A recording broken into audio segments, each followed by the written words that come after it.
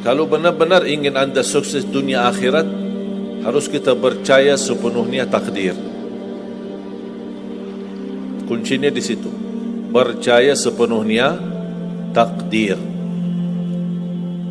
Takdir itu menjadi salah satu rukun iman. Tapi banyak di antara kita yang belum percaya sepenuhnya soal takdir. Dan kita sifat manusia, mohon maaf, suka tidak adil. Contoh, kalau Allah berikan karunia, nikmat, pertama kita lupa bersyukur.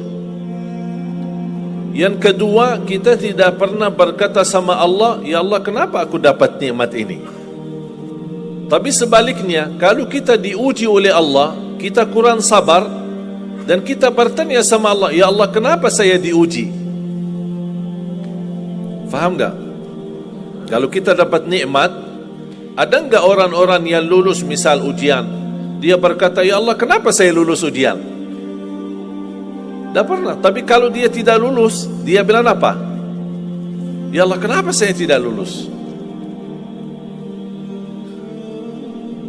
Ketika ditimpa musibah, dia selalu merasa nyesal atau merasa sakit hati, tersinggung, berkata sama Allah, kenapa saya diuji padahal saya orang baik, saya jaga salat, saya berusaha mendekat sama Allah, tapi saya merasa bertambah berat ujiannya.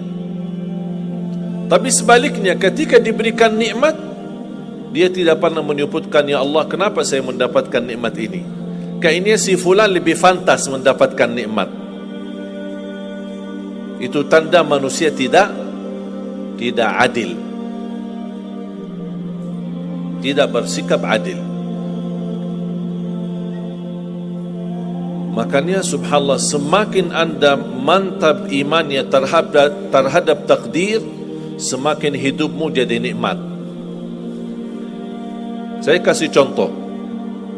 Tidak ada persoalan masalah takdir baik. Itu bukan masalah bagi kita. Justru kita bertambah senang kalau kita mendapatkan takdir yang baik. Tapi yang menjadi persoalan bermasalah bagi kita adalah takdir buruk.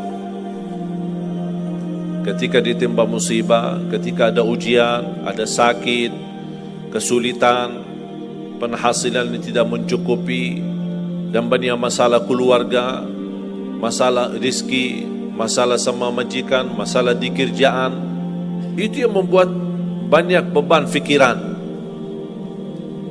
Tapi kita harus tahu, sebenarnya walaupun takdir itu ada baik, ada buruk, kenyataannya buruk, nampaknya buruk, tapi hakikatnya baik. Hakikatnya baik. Tapi kapan kita bisa tahu takdir yang buruk ini bisa menjadi baik bagi kita? Belum tentu sesaat terjadi ujian itu. Bisa jadi belakangan, bahkan bisa menjadi sekian lama baru kita tahu dan sadar ternyata takdir itu baik bagi kita. Sebenarnya kalau kita tahu rahasia takdir, apapun yang akan terjadi, kita tidak ada kekhawatiran. Karena kita tahu sesudah ujian ini pasti ada sesuatu kebaikan. Dan yakini Bapak Ibu, Allah subhanahu wa ta'ala maha baik. Allah tidak senang menyusahkan hambanya. Tapi kadang-kadang proses untuk menuju kebaikan ada kesulitan dan tantangan. Berarti intinya apa? Apa yang saya ingin sampaikan, jangan ada yang merasa sakit hati atau merasa tersinggung ketika menghadapi ujian, merasa belum terkabul keinginannya. Allah sudah kabulkan. InsyaAllah tidak ada di antara kita yang ditolak doanya. Cuman kita mohon maaf kadang-kadang buru-buru, ingin selalu semuanya cepat. Kadang-kadang kalau terlalu cepat apa yang kita inginkan kita dapat, itu bahaya juga. Makanya jemaah sekalian, kunci anda sukses dunia akhirat, percayalah takdir. Dan semua takdir itu baik, tapi kita belum tahu rahasianya.